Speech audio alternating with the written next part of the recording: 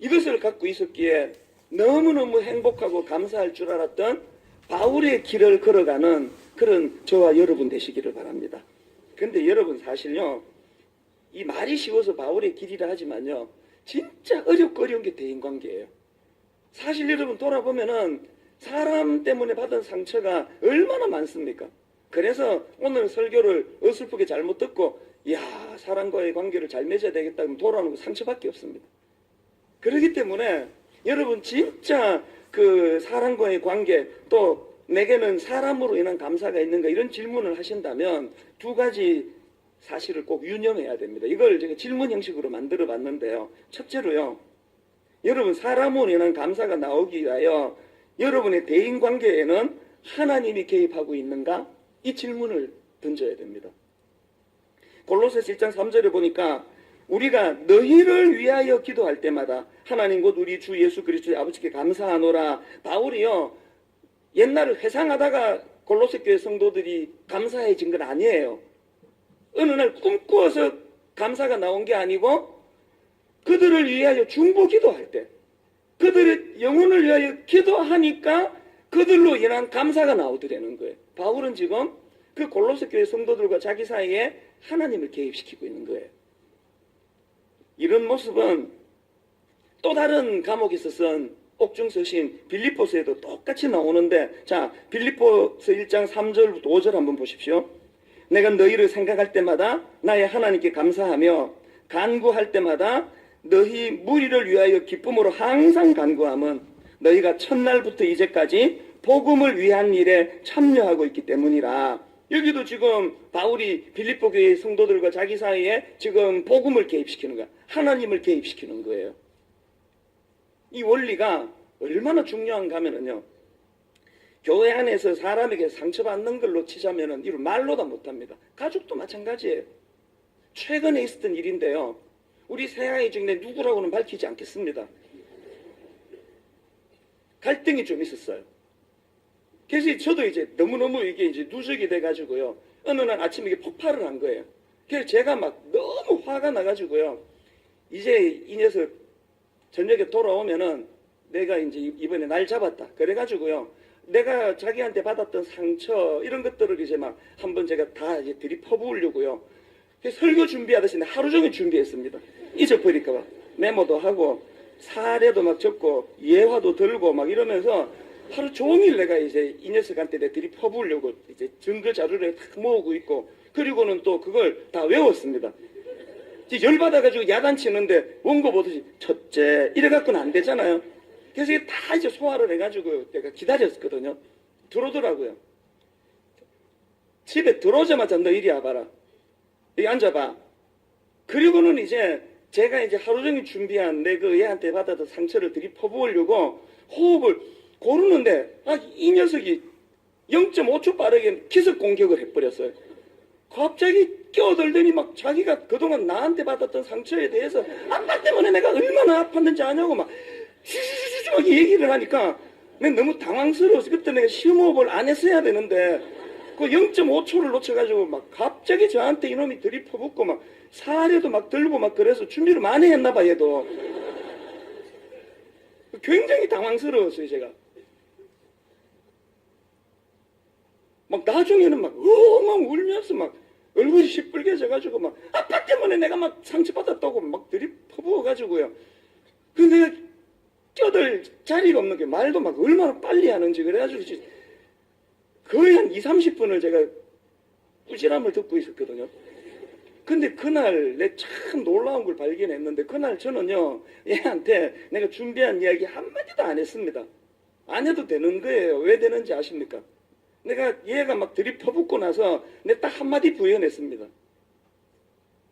아빠가 니한테 내 상처받았던 이야기를 하려고 불렀는데 네가 방금 다 했다. 나는 안 해도 되겠다. 그러고 끝냈습니다. 무슨 말인가 하면은요, 나는 우리 아이 요거 때문에 난 내가 상처를 받았거든요.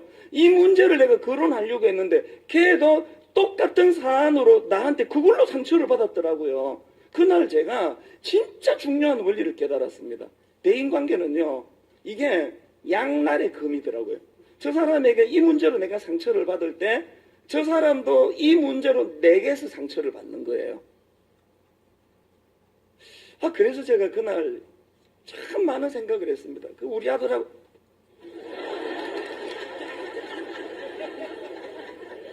우리 집에 아들이 하나밖에 없는데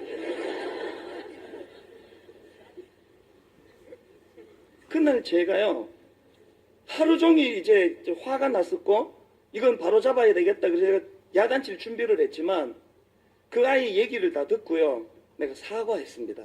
나 용서해 달라고. 네가 그런 줄 내가 몰랐다고. 저는 목사고요 자녀 교육을 잘한다고 생각을 했지만 대인관계는 참 어렵고 어려운 거더라고요. 그래서 참 그 신기한 게요 바로 지난주 수요일 큐티가 본문이 에베소서 6장인데요 6장 1절을 보십시오. 자녀들아 주 안에서 너희 부모에게 순종하라. 이것이 옳으니라. 그냥 순종하라는 게 아니에요. 하나님을 개입시키네요. 주 안에서 또 그 다음 4절 또 아비들아 너희 자녀를 노엽게 하지 말고 오직 주의 교훈과 훈계로 양육하라. 그냥 양육하면 부작용이 많이 생긴답니다. 주님의 교훈과 훈계로 양육하라는 거예요. 하나님을 개입시키고 있네요. 또 5절 종들아 두려워하고 떨며 성실한 마음으로 육체의 상전에게 순종하기를 그리스도께 하듯 하라. 여기도 지금 주님을 개입시키네요. 9절 상전들아 너희도 그들에게 이와 같이 하고 위협을 거치라. 이는 그들과 너희의 상전이 하늘에 계시고 그에게는 사람을 외모로 취하는 일이 없는 줄 너희가 알미라. 하늘에 계신 하나님을 대인관계に개입시키고 있네요. 이런 교훈들이 다 뭘 이야기하는 겁니까? 죄성 가진 우리는요 목사고 뭐고 없습니다. 자녀 교육 잘하고 싶지만 혈기부터 먼저 나오는 거예요. 제가 그날 그 아이한테 무릎만 안 꿇었지 또 필요하다면 꿇었을 거예요. 그렇게 제가 용기를 내서 사과할 수 있었던 것은요 부족하지만 저 성령의 사람이거든요. 저 안에 성령님이 계시거든요. 그분이 저를 인도하시거든요.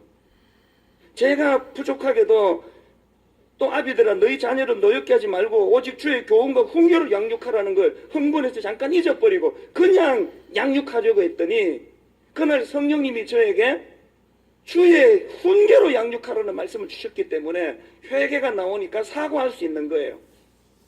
걔하고 저하고 40살 차이가 나거든요.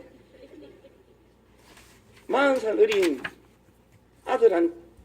자녀한테 그 사과하는 거는 조금 용기가 필요합니다. 그리고 또 이미 그 전에 화가 난 상태였는데 저는 여러분의 대인관계가 하나님 안에서 이루어지기를 원합니다. 여러분의 대인관계에서 자꾸 하나님을 개입시키는 바울이 우리에게 권면하는 것처럼. 그래서 요즘 그날 이후로 그 아이하고 저하고 막 관계가 얼마나 좋아졌는지 몰라요. 보면은 싱글벙글거리고 막 아빠가 우리 아빠께 너무 좋아요 막 그런 이야기도 하고 언제 돌변할지 모르는 고백이긴 한데요. 이 어떻게 가능했을까요? 뒤늦게라도 성경의 원리를 깨달았던 아버지의 이 무지함을 고백했기 때문에 용서를 구했기 때문에 그런 거 아닙니까? 이번 추수감사주일에 사람으로 인한 감사가 회복되기를 주님 이름으로 축복합니다. 그 일이 가능하려면 하나님을 그 사람과 여러분 사이에 하나님을 개입시키는 이런 일들이 일어나게 되기를 바랍니다. 두 번째로요. 사람으로 인한 감사가 흘러넘치기 위해서는 이 질문해야 됩니다. 나는 예수님에 대한 믿음이 사람에 대한 사랑으로 연결되고 있는가?